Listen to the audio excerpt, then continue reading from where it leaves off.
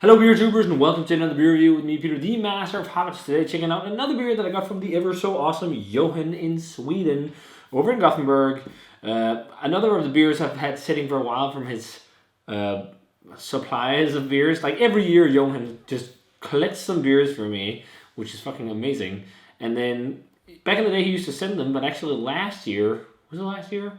Or the year? Yeah, last year and the year before that I actually picked them up in Gothenburg because I was there myself. I've been there quite a few times in the last few years, and I won't be making it for GBG Beer Week this year because I'm in Japan, but I think that's quite alright. But we'll try and get over there for sure this year because it's Gothenburg. It's easy to get there. Which, yeah, I mean, if you haven't been, go to Gothenburg. It's a great, not just beer city, but a great city. And yeah, Johan, we can have a beer together. I've heard you have some very interesting stuff we could share and review. Stay tuned for that, if that happens. We'll see.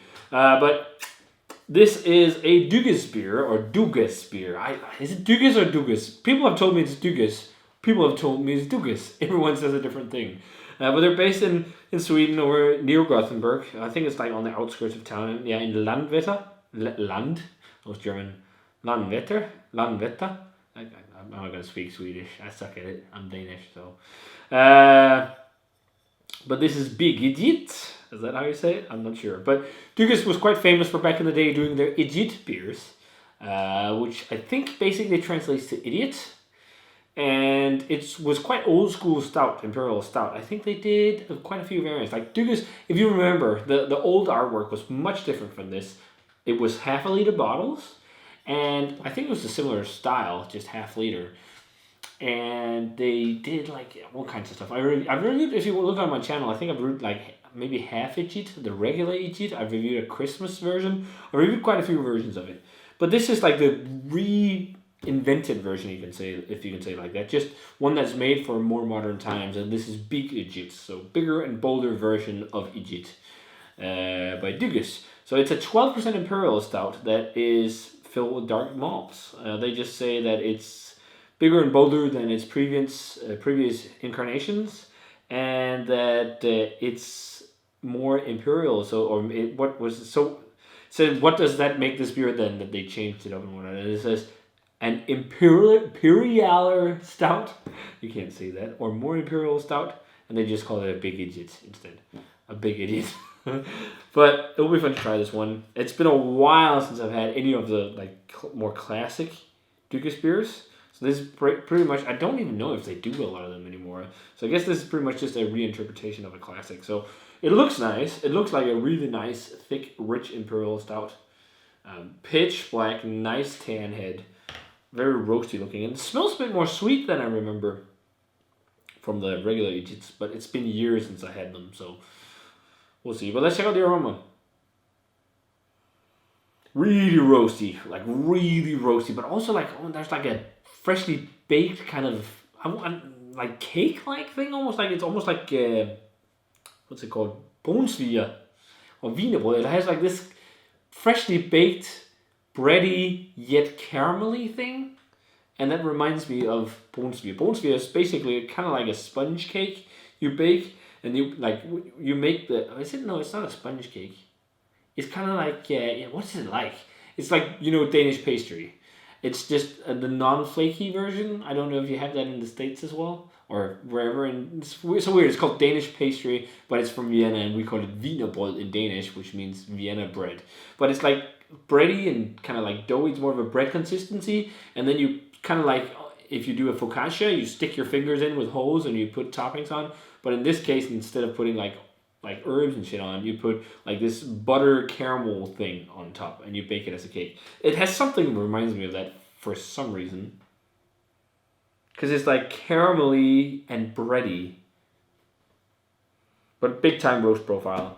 Huge roasty malt, charry malt, umami, soy sauce like notes, just slightly. Even smoke, like a tobacco smoke, just lightly, or maybe not smoky, but like just tobacco. And a hint of leather, but has a strong roast profile. Again, it smells like some of the crazy old school American Imperial stouts, like your Hop and Frog style. Was it Doris and Boris and all that, but not all the way up to like Taurus. I even saw they did a Quaris with a Q, and that just made it to Denmark. We'll have to get that to review because Taurus is actually pretty great. But yeah, let's try it, guys. Cheers, and thanks to you for the beer.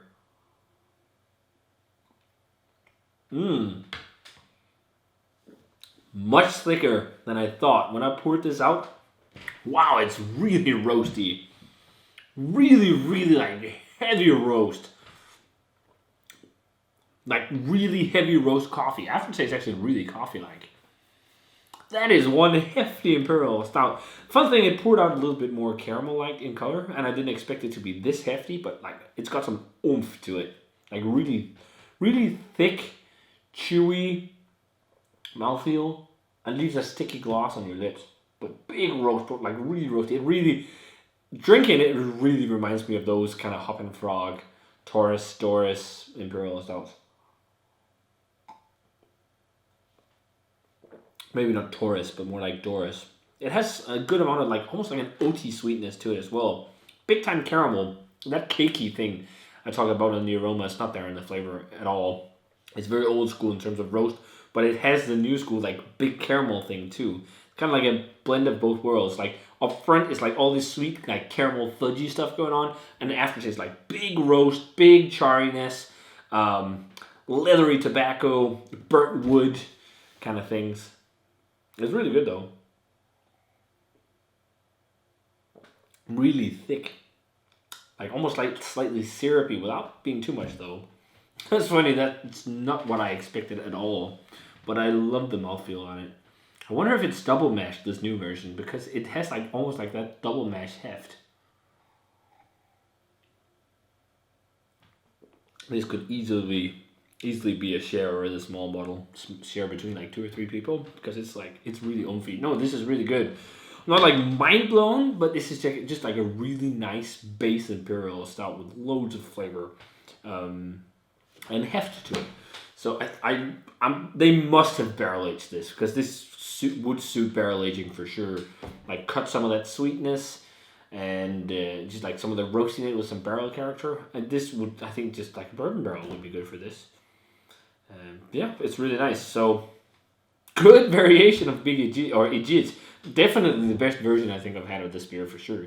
You know, of Idjit. It's not mind blowing, but it's just like really nice, slightly new old school mix. If you say like 7% old school, 30% new school Imperial Stout. It's very nice. So rating wise, let's go into 92. Very good stuff. So if you guys had a chance to try this one, let me know what you thought of it. As always, remember to comment, subscribe, check out the Facebook fan page and Twitter and Instagram. Give this video a thumbs up if you enjoyed it. Cheers, and thanks a ton to Johan for the beer. And we're going to say cheers again, or skål, as you say in Swedish and Danish. Or we say skål. And see you guys in another beer review.